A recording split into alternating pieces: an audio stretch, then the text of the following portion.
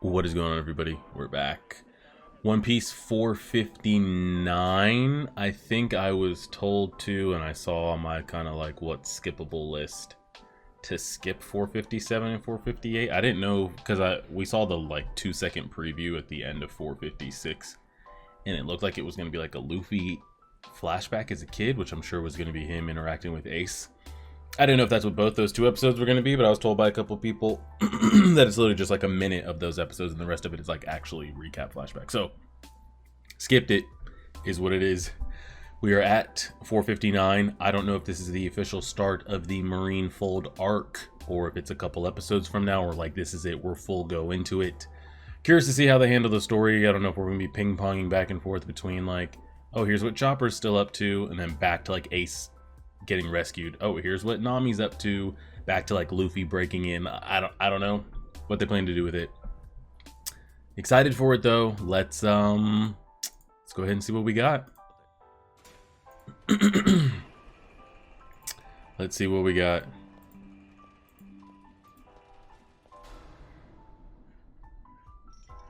Here we go.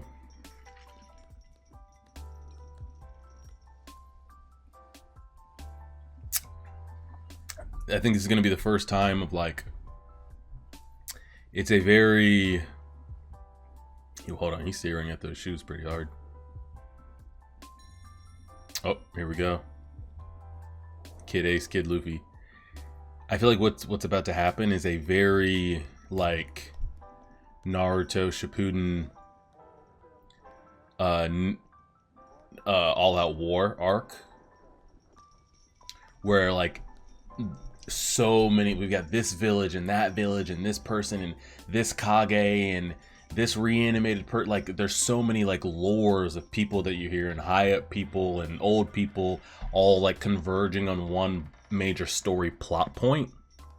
And I feel like that's what's happening here. We're getting all the warlords, all the vice admirals, all the admirals, anybody else, Whitebeard, and then who knows what might be sprinkled in there as well that are like well-known higher-up pirates or characters. Luffy's dad, Ivankov, all these things. We're getting all these major hits. Like you hear these names in the story, and they're all converging on one major plot point. So up to this point in the story, this is definitely the biggest arc, and I guess that's easy to say. You could say the next arc in a story in like One Piece or anything is always the next biggest arc. But this is definitely the biggest. A lot of like chess pieces are going to be moving on this. Warlords, Whitebeard, admirals, pirates, possibly Luffy's dad.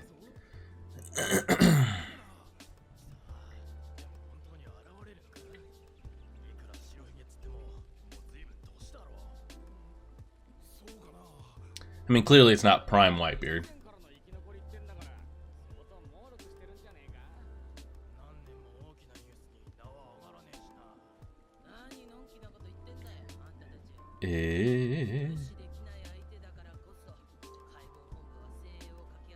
All of its elites. This is what I'm saying, like it's building here. All the elites, whatever that means, Whitebeard. Now, does anything actually happen though? East Blue. Oh, that's where Luffy's dad is stationed up. No? Or are we just peeking in on random people? That's what they keep saying. Do we know who these people are?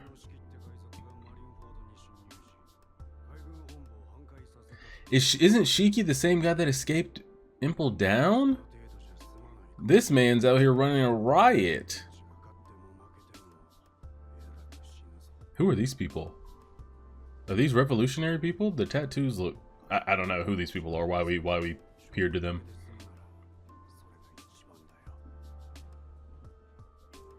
Oh, we're checking in with every blue. Oh, man.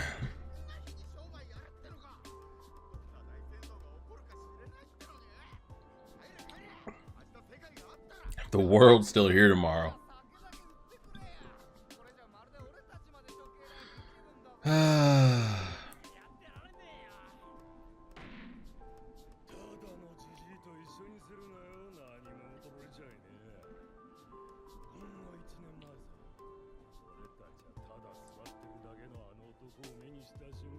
Damn, they're really building this aura up. I feel like they were talking about Madara here.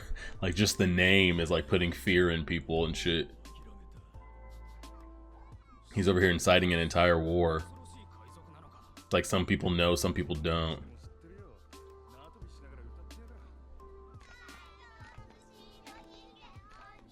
His name is that. The thing is, like, he's not in his prime.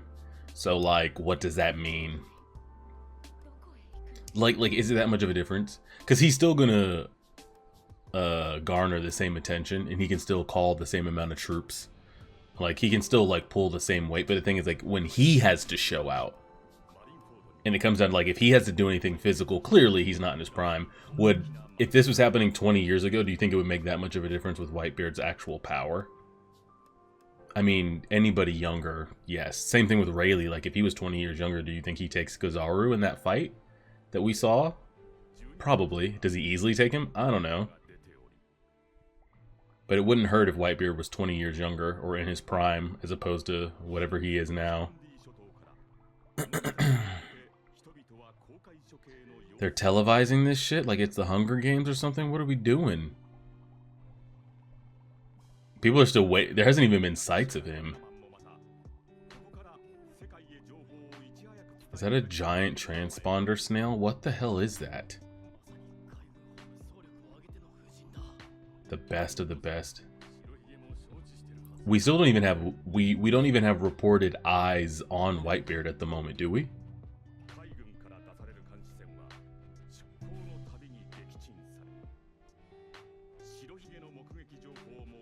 There's been no report of a sighting of Whitebeard. Oof. Okay, hold on now.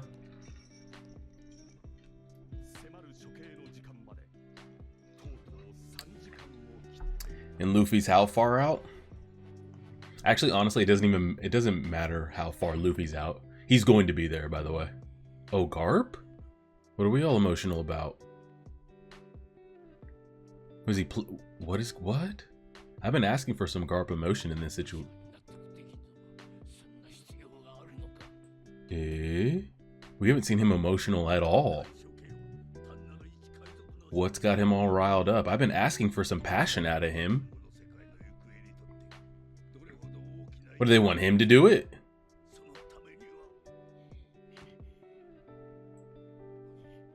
What was it? What did he ask?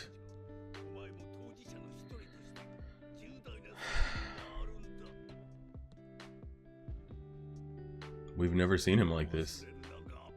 We've never seen Garp like this before. I've been asking for this, but we've never seen it. We don't know what was said. I don't know. I'm assuming that could be the only thing that would tick him off like that, though. But why would you ask that of him, though, at the same time? I don't know. We came into this conversation late. We have no idea what was said there. Interesting. And you're just gonna leave us like that? No conversation? Is he really just gonna like bomb this place to the ground? Like, how does he get in? What happens here? But as I was saying, it doesn't matter how far Luffy is away. They could say the execution is happening in 30 seconds. You could pan to Luffy at the same time frame and say that Luffy's 6 hours away, and they will get Luffy there in that 30 seconds. I don't know how they'll do it story-wise, what he'll write out of his ass to get him there, but he would happen. You can tell me he was in East Blue right now, and the execution was happening within 10 minutes. Somehow Luffy makes it in time. I don't know how. Damn, guys. They got the bodies, but are they worth a damn? 100,000 fodder, essentially. Okay, and they have the whole entire place surrounded by ships with cannons at the ready.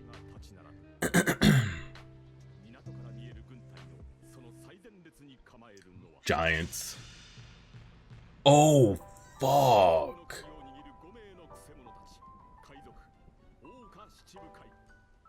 Wow. Oh shit. This is very Naruto war vibes right here. 100% that's the vibes I get from this. Thing is, like, these guys are such wild cards here. But you have to feel like you have to have a feeling that the Marines have that mentally baked in, right? That they know that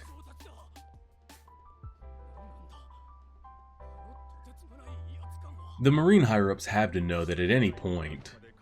Oh my god. Oh, this is the one we haven't seen. We've seen him, but we haven't seen him. The third one. The one right there with the hat. I think he was the one in Nico Robin's flashback that was just bombing evacuated civilians, right? Sakuzuki?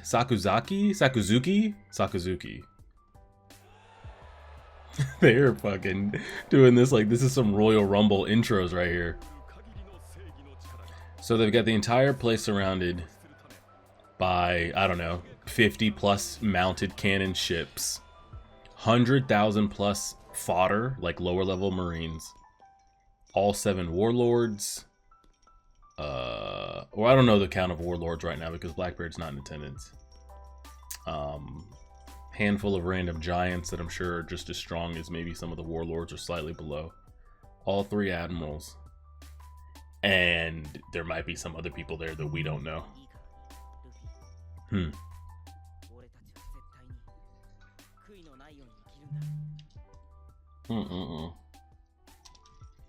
But as I was saying, you have to have a feeling it's like the Marines have to have that baked in. It's got to be like a Suicide Squad type thing of like, yes, we're using you to our advantage to like do these things and carry out these things for us, but like you gotta have like a bomb implanted in the back of their head because in any like they are pirates at the end of the day and they can't be trusted, and they've already had issues with like Crocodile, Blackbeard doing whatever the hell he's doing. They would have gotten rid of Moria's ass too, but they didn't want to take the embarrassment. So they've got to know that like we will use them until we can't use them. So like what do they do though? Like what's the ultimate like, because they could really cause havoc if all 7 of them or even half of them decided, nah, screw this, and just started going rogue. Like they could, what could you say, maybe 3, 4, 5 of them could easily take out half of that 100,000, if not more. Maybe if 2 or 3 of them teamed up on an admiral, they could maybe take one out. I have no idea. But they're such, I don't know, it's such a wild card that like it's worth the risk, but it's like, what if the risk does happen? Then what is your plan? How do you deal with Whitebeard and his forces if you have warlords going rogue fucking shit up at the same time? Like, can you handle that? There's got to be something that they have a fail-safe in place if that was to ever happen. Has to be. I don't know what it is. Maybe I'm giving them too much credit though. Maybe. How do you get the door open?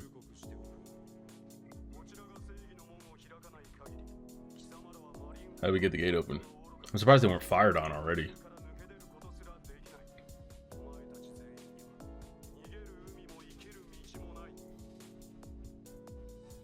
Well.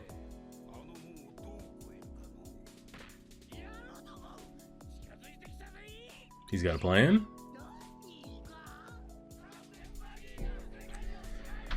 No, he doesn't have a plan. He's just riling up the troops.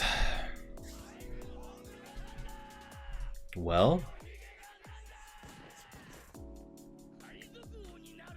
Maybe Whitebeard's ship and whole fleet like rolls up behind us and he like opens the door and we go in. There's still yet to be a report of where he is. Yeah, but I would have to assume that if you gave us even a 5-year younger, 10-year, 20-year younger Whitebeard, like it's that much more of a threat. Because he still has the same firepower, like same crew, same, you know, forces he can assemble.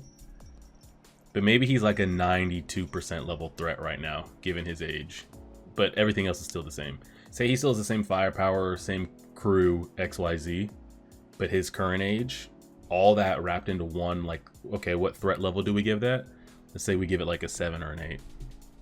But like a 20-year ago, Whitebeard, everything else still the same. What threat level is he? A fucking 13 out of 10. Like, it's that bad. And I guess we're just never gonna talk about it, huh?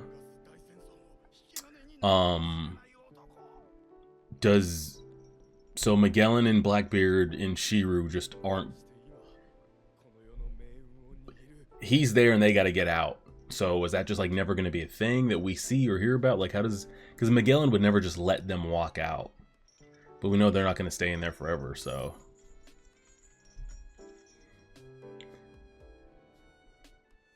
well, dang, this is Gold Roger shit all over again. And now we still don't know if that makes them related, the whole like D in the name, or what. Oh, so it's not. So we still didn't get what that is. What are they having issues about?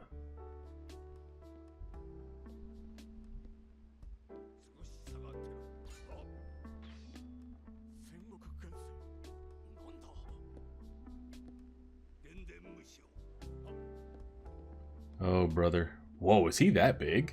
Jesus. Well, I don't think we've ever seen him not like sitting down at a desk freaking out. Man's got to be at least 7'3". Eh? Eh? Okay, we're listening. Smoker. I forget his name. Eh?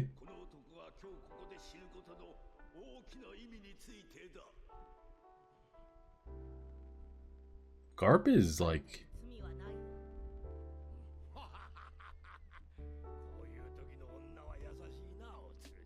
Shit, what is she capable of? Shit. That puts a whole nother wrinkle into things, does it not? Because you're dealing with the Whitebeard factor, and you would figure everybody in the world, or at least people in the know about Dragon and the revolution he's starting. In the revolution. It's like, does everybody want to think about this? Like, do we really want to kill him and have Whitebeard coming after us and somebody that's also trying to throw over the military at the same time?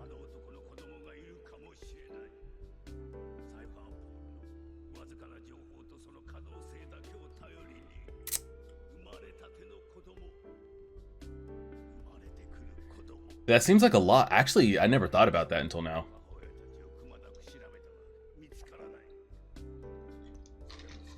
This is because now it's not just a Whitebeard and what he's possible issue. It's like, what if Dragon decides, like, this really pisses Dragon off that his son was executed? Oh, what the hell are they up to?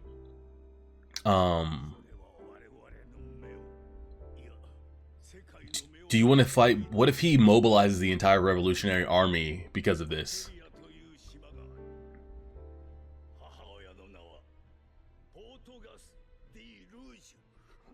Okay. Hold on now. What? Jesus, how's that even physically possible?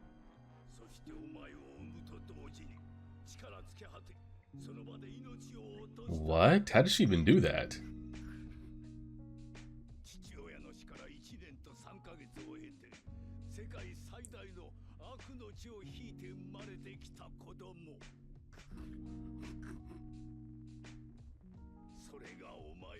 Oh, appreciate it. Thanks.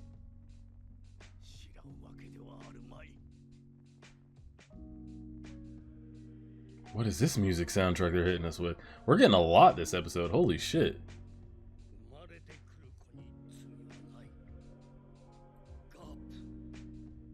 Whoa, look at Garp with the non-black, with the non-grays. Oh, do they not have the same dad? It's Gold Roger's his dad? Oh, wow.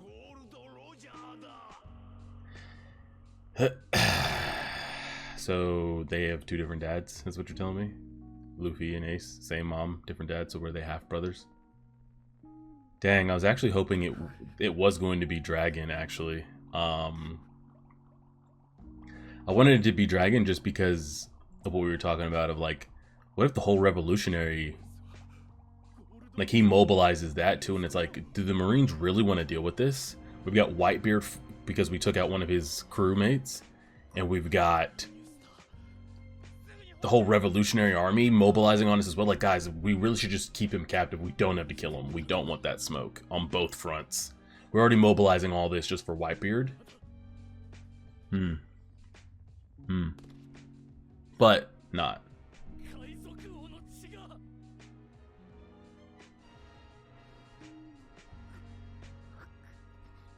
Well, oh, and it just ends like that? Interesting, interesting. There is a lot.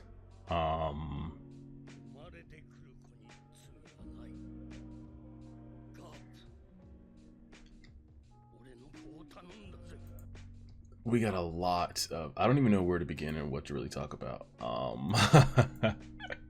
Like it was that much information. I don't know if there's still yet to be anybody on the Marines side of significance, like of actual power. I'm talking that can like rival or is stronger than us at the moment, that they didn't show, that they've yet to show, that we didn't get this episode. I don't know if there's still, from a story standpoint, keeping things hidden from us of like, oh, this Marine, you know, just as strong as Garp, just as strong as Kizaru, just as strong as Okiji, stronger, could have the title of Fleet Admiral if they wanted to, but don't want it. I don't know if they showed us somebody in that is that strong that we just don't know them directly, or if they're keeping some things hidden as far as characters go for the Marines to show us later, or have we from a viewer standpoint, like we've seen all the Marines have to offer, like this is it, this is everyone. There's not someone that rivals the 3 admirals that just doesn't like show up for things, or that's just like yet to be shown. Like this is all the Marines chips, and these are the Marines of significance that we're going to be following for the next, what, 600, 700 episodes? So I'm curious, like, which one is it? Are there still Marines worth a damn yet to be shown? Or are these all the Marines poker chips, like out in the middle from a story point? So when we speak of Marines that mean a damn, Goku, the 3 admirals that we saw in the Warlords, and like this is it. This is the group of Marines we're going to be following for the next 800 or so episodes. I'll be curious with that. So we got all that. They got 100,000 plus foot soldiers. The whole bay is surrounded by, I don't know, 50 plus mounted ships with cannons ready to go. They got a handful of giants that have, you know, clearly are also Marines, but being a giant helps. They have the full lineup of warlords, excluding Jinbei and excluding Blackbeard. Wild cards, but for right now they are on their side. 3 admirals. You have all the other vice admirals out there. Smoker, his squad, you know, some of the other people that we've seen. So we went from cannons to foot soldiers to giants to vice admirals to the warlords. Then we've got the admirals and then Goku himself. And then, you know, any other like firepower that they might have. So they're there, fully out.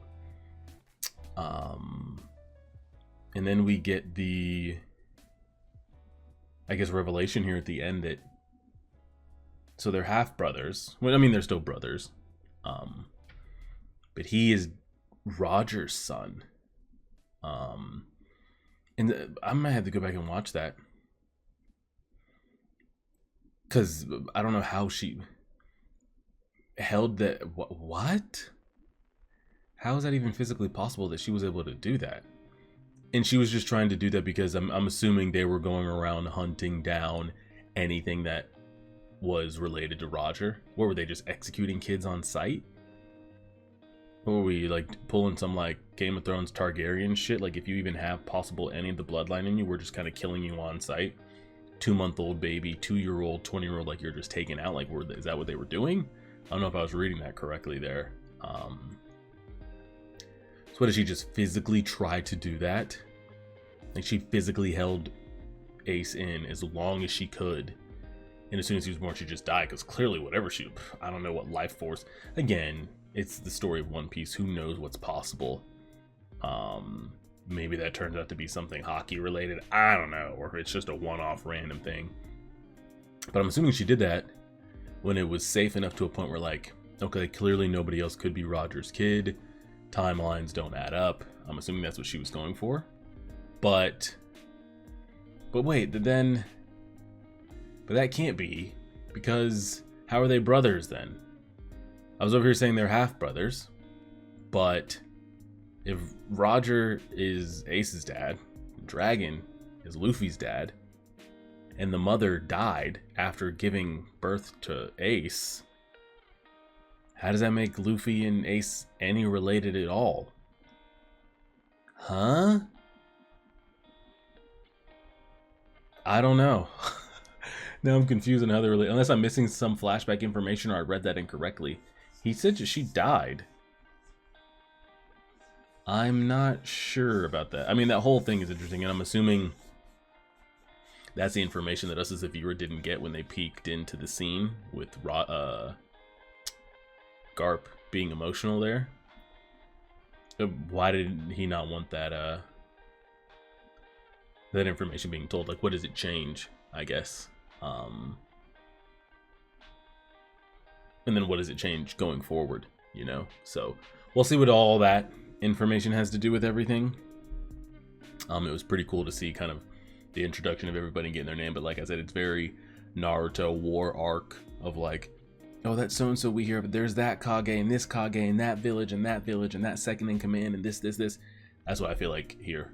It's just a great mass assembly of the forces that they have, like all of it.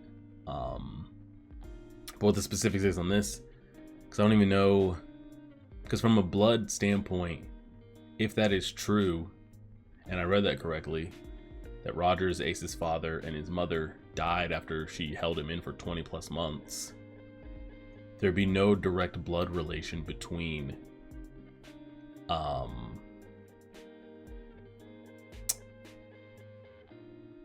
Ace and Luffy. But then the question becomes like, okay, so then what is then you guys are asking your family tree blood relation between like Garp and Ace and Garp and Luffy, because I thought it was going to be Garp is the father of Dragon, who is the father of both Luffy and Ace, you know, direct descendants. That's how they're all blood related. But now if you add Gold Roger, now Garp could be the father of both Roger and Dragon. That's still a possibility, yeah. And then those are descending to that, but they would still need the same mother to be brothers. And if she I don't know. I'm not even gonna try to. You guys will break it down for me and let me know. I'm not gonna Google it because who knows what may or may not be spoiled with that. But that's the understanding that we got. Pretty cool episode. That was enjoyable, especially after the kind of the not the flashbacks, but I guess the catch ups with the crew. That was nice to see. Like, again, I've been saying it for a while, I really don't need the crewmates in the story, to be honest. Like, there's nothing that I really need from them. Again, Zoro's probably my favorite character, but they've done a lot with like the Impel Down and like all this like world building stuff that, like, if they just never rejoin the story, I could be fine with the material that we're getting. So we'll see. We'll go ahead and leave it there. There was a lot going on there. I'm sure you guys will break it down, and we'll leave it there and see. Appreciate it, everybody. A like, share, favorite, subscribe, and as always,